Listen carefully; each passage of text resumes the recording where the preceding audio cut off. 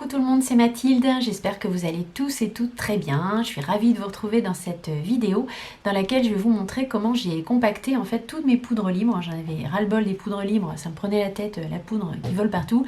Je me suis dit je vais essayer de les compacter, j'ai regardé comment faire sur internet et puis voilà, je vais vous montrer comment j'ai fait. Si ça vous intéresse, je vous invite à poursuivre la vidéo, sachant que j'ai vraiment tout compacté, vous allez voir. Avant toute chose, si vous êtes nouveau sur ma chaîne YouTube, je vous souhaite la bienvenue et puis je vous encourage à vous abonner, c'est gratuit et moi ça me fait très plaisir. Vous pouvez pour ça cliquer sur le petit bouton en bas à droite. Il vous faudra donc de l'alcool à 70, une cuillère à café, voilà, un couteau pour ouvrir les tamis. Il va vous falloir aussi des Kleenex, un poudrier vide si vous en avez un. Sinon, vous pouvez mettre dans le packaging d'origine, ce qui est très pratique en fait. Donc là, vous voyez, j'ai mis, ça c'est une poudre que j'ai déjà fait, et dedans j'ai mis quelque chose de lourd pour compacter la poudre. Donc là, on va reprendre la Laura Mercier. On ouvre comme on peut le tamis, donc soit avec un couteau, soit éventuellement avec une pince. Comme vous voyez, là j'ai eu quelques problèmes, donc j'ai fini par faire à la pince. Bon, après, on arrive toujours à enlever les tamis.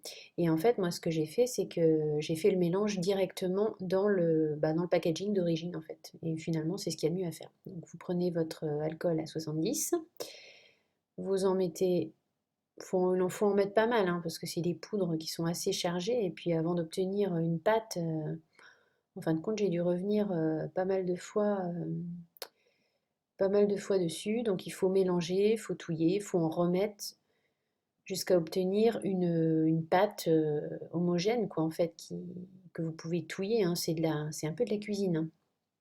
Vous allez voir, j'en ai remis pas mal de fois. Après, ça dépend des poudres.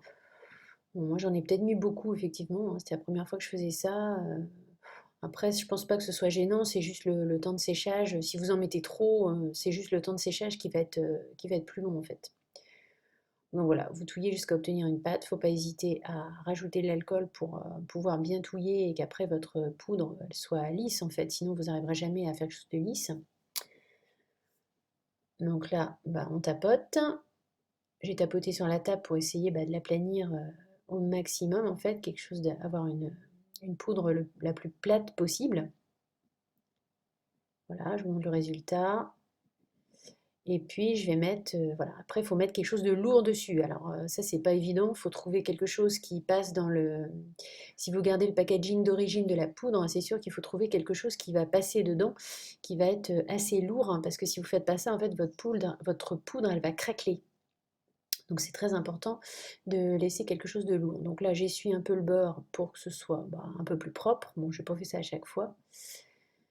Mais c'est pas plus mal de faire ça, puis comme ça quand vous appuyez, vous avez moins de poudre qui part sur les rebords. Ensuite, vous prenez un Kleenex propre que vous mettez comme ça sur votre contenant et vous déposez quelque chose de lourd donc dans le pot de la poudre en fait. Mais il faut que ce soit assez lourd, hein. Il faut quelque chose de lourd. Donc en fait, moi, comme ce pot-là est pas très lourd, je vais rajouter quelque chose à l'intérieur pour le rendre plus lourd et puis que ça appuie bien, quoi. Parce qu'après, il faut vraiment laisser sécher facilement 48 heures avec quelque chose de lourd dessus, quoi, en fait. Voilà. Bon, après là, je tâtonnais un peu, hein, c'était la première fois que je faisais ça, donc je regardais, vous voyez, ça a beaucoup bu, il y a beaucoup d'alcool sur le Kleenex, donc je change, je remets un Kleenex propre qui va réabsorber, et puis je remets le pot dessus, en fait, pour laisser sécher. Ensuite, je fais la même chose avec la poudre By Terry. Et là, je prends un poudrier vide en fait que j'avais d'une autre poudre. Donc pareil, il faut enlever le tamis bien sûr. Avec quelques difficultés. Je vous conseille d'ailleurs pour faire ce genre de choses de mettre un masque, hein. En ce moment, on a des masques parce que sinon, franchement, on s'en prend plein le nez, hein. Et je suis pas sûre que ce soit hyper bon de respirer ça. Donc là, je recommence l'opération. Je remets de l'alcool à 70. Je touille avec une cuillère propre jusqu'à obtention d'une pâte homogène et un peu liquide en fait, qui va être facile à aplanir et à manipuler. Donc après, il faut doser quoi. faut tâtonner, hein, c'est comme de la cuisine, il faut trouver le bon dosage pour obtenir votre pâte. Il faut y aller petit à petit, faut pas mettre trop d'alcool à la base pour y aller petit à petit. Là, j'en avais mis pas mal, mais puis cette poudre-là, elle s'est comportée bizarrement. Elle s'est pas comportée comme les autres. Alors, je sais pas, c'est parce qu'elle est très fine. Voilà. Après, je la mets dans le poudrier. Bon, alors là, vous voyez, c'est un peu la cata, ça déborde. Faut pas en mettre trop. Faut faire ça un peu plus intelligemment que moi, mettre au fur et à mesure. Mais bon, au final, vous voyez, elle va durcir en fait la poudre. Mais ouais, il faut bien 48, il faut au moins 48 heures pour que ça sèche. Donc là, l'intérêt de mettre dans un contenant comme ça, un poudrier vide, c'est que ça va être plus facile de trouver quelque chose de lourd à mettre par-dessus. Bon, après, j'avais mis un petit peu dehors avant pour assécher au soleil.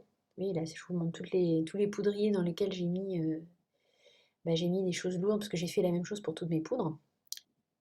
Pour la By Terry, j'ai pas pu tout mettre dans le poudrier vide, donc j'en ai laissé une partie dans le packaging d'origine.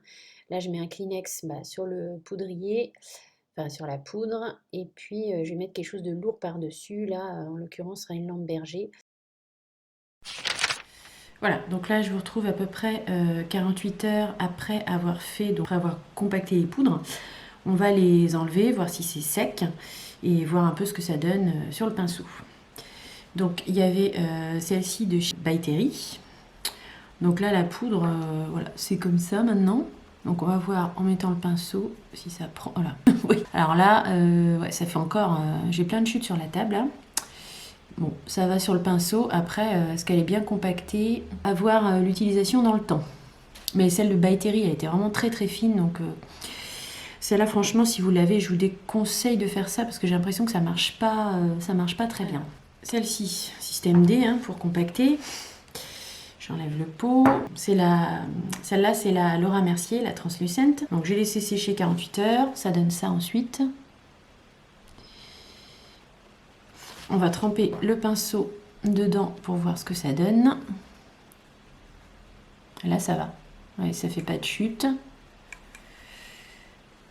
Et j'ai bien la poudre. Bon, je pense qu'il faudra bien venir la prendre, mais voilà, la poudre se met correctement sur le pinceau. Elle est, bon, je pense qu'elle va encore sécher un petit peu. Elle n'est pas complètement sèche. La poudre n'est pas lisse, mais je dirais que c'est pas très grave. Elle est bien compactée, elle bouge pas et elle se met bien sur le pinceau. Donc pour moi, la Laura Mercier, c'est réussi. Je garde le packaging d'emballage, comme ça, pas de problème de pactage en fait. Et comme ça, je vois toujours ma poudre, je sais laquelle c'est. Ensuite, celle-ci, c'était la Bis. Donc celle-là, c'est celle que j'ai fait en premier un peu pour le test. Donc j'avais mis quelque chose de lourd pour compacter. J'enlève le Kleenex, ça se présente comme ça. Donc vous voyez, forcément, c'est pas lisse. Si vous avez quelque chose qui épouse vraiment la forme du packaging, ça sera mieux, ça va plus compacter. Mais bon, après... Bon, alors il y en a un petit peu qui se balade sur le côté, ça n'a pas dû tout bien compacter, mais c'est pas grave. On va tremper le pinceau. Donc on trempe le pinceau pour voir ce que ça donne. Et ça se met bien dessus, il n'y a pas de problème. Bon, ça poudre un peu dans le paquet. À voir l'utilisation, mais bon, ça a l'air quand même de tenir. Donc celle-là, pareil, elle reste dans son packaging. On peut essuyer un peu le bord pour faire plus propre avec une lingette. Parce que là, c'est sûr que voilà, j'en ai sur les bords et tout ça, mais bon, à la rigueur, je vais la garder parce que même celle qui est sur les bords, je vais pouvoir m'en servir. Donc je vais la refermer comme ça. Et puis voilà, je vais la garder comme ça. Ce sera toujours plus pratique que de la poudre libre. Ensuite, je prends celle-ci. C'était encore une Laura Mercier. C'était la Translucent, mais blanche. Donc pareil, j'avais mis un pot dessus. J'avais mis un couvercle même à l'intérieur pour... voilà. Donc là, vous voyez, du coup, c'est beaucoup plus plat. Le fait que j'ai mis un couvercle qui venait vraiment adhérer tout autour, du coup, forcément, ça fait plus propre, quoi. Ça fait plus... Il n'y a pas de stries, il n'y a pas de rainures. Donc, on va passer le pinceau. Celle-là, elle m'a l'air... Ouais. Voilà. Donc, la poudre se prélève bien. Ça, voilà, ça chute pas trop dans le pot. Donc, je pense que ça va être bien à utiliser comme ça. Donc, pour moi, ça, c'est également réussi. Je vais remettre le couvercle. Je trouve que c'est assez pratique de recompacter comme ça dans les pots d'origine parce que du coup, voilà, vous gardez la marque, vous savez à quelle poudre ça correspond. Les deux dernières, donc j'avais empilé comme ça, j'avais mis ça dessus, toujours pareil, pour faire du poids. Donc là, il y a la Kat Von D de voyage. Donc là, vous voyez, bon, le problème sur les bords, avec mon système de sopalin, tout ça, ça fait pas un truc net, quoi. Mais bon, je m'en fous, moi, c'est pour pouvoir m'en servir. Après, voilà, c'est quand même compacté, ça tient à peu près, bon, ça chute un peu. Il y a peut-être pas, la poudre n'est pas complètement compactée encore. Je vais tremper le pinceau dedans. Et voilà, ça attrape, hein, ça attrape la poudre. Ça poudre un petit peu, vous voyez, bon, il y a un petit peu de résidu dedans. Mais voilà, ce sera toujours moins que la poudre libre. Donc voilà, à voir à l'utilisation, mais je trouve que c'est relativement réussi aussi. Donc pareil, je garde le packaging, comme ça je sais quelle poudre est compactée. Donc ça c'était la Kat Von D. La dernière c'est la Pep and Prime de Make Up For Ever. Bon alors là vous voyez par contre j'ai une fissure. Là ça n'a pas bien compacté, c'est la seule qui m'a fait ça. Alors la Pep and Prime c'est une poudre très fine. Donc c'est peut-être pour ça. Après, bon, moi ça me dérange pas forcément, c'est pas forcément grave. On va essayer de tremper le pinceau dedans. Et par contre, je trempe le pinceau dedans, c'est nickel. Hein. La poudre vient bien sur le pinceau, ça chute pas, elle est bien compactée. J'ai pas, voilà, vous voyez, hop, je retourne, un petit peu qui tombe parce que voilà, je viens de le faire, mais elle est correctement compactée. Voilà, donc je vais la garder, bien sûr, dans son packaging. Il suffit de la refermer comme ça et puis de s'en servir comme avant. Ma vidéo est terminée, j'espère qu'elle vous aura été utile. Si tel est le cas, n'hésitez pas à mettre un petit like, un petit thumbs up, à vous abonner à ma chaîne YouTube si ce n'est pas déjà fait. J'attends vos réactions dans les commentaires, j'aimerais savoir si, voilà, qu'est-ce que vous pensez de ce que j'ai fait. Est-ce que ça vous tente de faire la même chose avec vos poudres libres? Voilà, quant à moi, je vous fais gros bisous, puis je vous dis à très vite dans de prochaines aventures make-up. Bye!